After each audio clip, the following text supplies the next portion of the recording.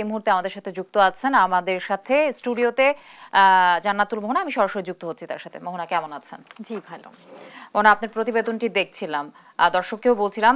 আপনার কাছে আমি ছোট্ট করে যদি জানতে চাই যে আসলে গণহত্যায় অভিযুক্ত শেখ হাসিনাকে ফেরতের বিষয়ে কতটা আসলে আশাবাদী উপদেষ্টা, যদি কথাটা প্রায় 1 মাস হয়ে গেল ভারতের কাছে চিঠি পাঠানো হয়েছে শেখ হাসিনাকে ফেরত চেয়ে, কিন্তু এখন পর্যন্ত চিঠির কোনো জবাব দেওয়া হয়নি। পররাষ্ট্র মন্ত্রণালয়ে যখন আমাদের আনাগোনা যাতায়াত হয় তখন আমরা প্রায় তাদেরকে প্রশ্ন করি যে চিঠির জবাব দেওয়া হয়েছে কিনা, কিন্তু এখন পর্যন্ত সেই চিঠির জবাব তারা দেওয়ার প্রয়োজনীয়তা বোধও করেনি।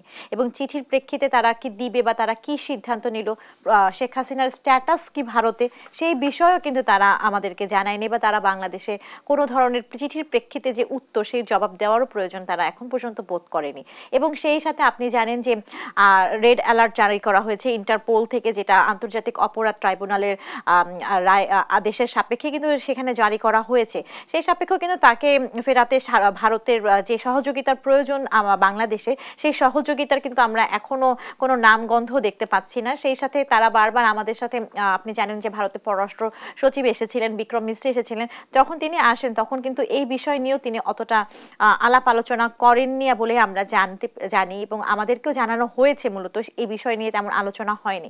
তো আসলে তারা যদি অন্তর্বর্তী সরকারকে সহযোগিতার হাত বাড়িয়ে দেন, তাহলে কিন্তু অন্তর্বর্তী সরকার আসার যে প্রধান কারণ, সেই গণহত্যাকারীর কারণেই কিন্তু হচ্ছে যে এখন পর্যন্ত আমরা যেই সরকারকে দেখতে পাচ্ছি, যার বিচারের জন্য অপেক্ষা করছে পুরো বাংলাদেশের জনগণ, তাকে ফিরিয়ে দেওয়ার নিয়ে কেন ভারত নয়ছয় করছে বা তাকে ফিরিয়ে দেওয়া নিয়ে কেন এখনো কোনো সদুত্তর দিচ্ছে না, তা আসলেও বোঝা যাচ্ছে না। সেই নিয়ে উপদেষ্টা মহলেও কিন্তু একটা প্রশ্ন বা এক ধরনের চাপ আর কি আমরা দেখতে পাচ্ছি, এবং সেই সাথে জনগণের মধ্যে একটা প্রশ্ন আসছে, তাহলে কি ভারতকে যথাযথ যে চাপটা প্রয়োগ করার কথা অন্তর্বর্তী সরকারে, তাহলে তারা কি সেটা দিতে পারছে না?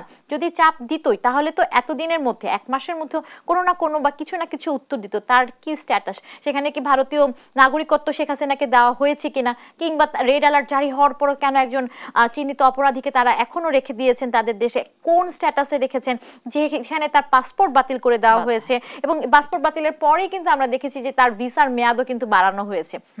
তো নানা প্রশ্ন, নানা জটিলতা আছে, যার উত্তরের অপেক্ষায় আমরাও বসে আছি এবং সাধারণ জনগণও অপেক্ষা করছে।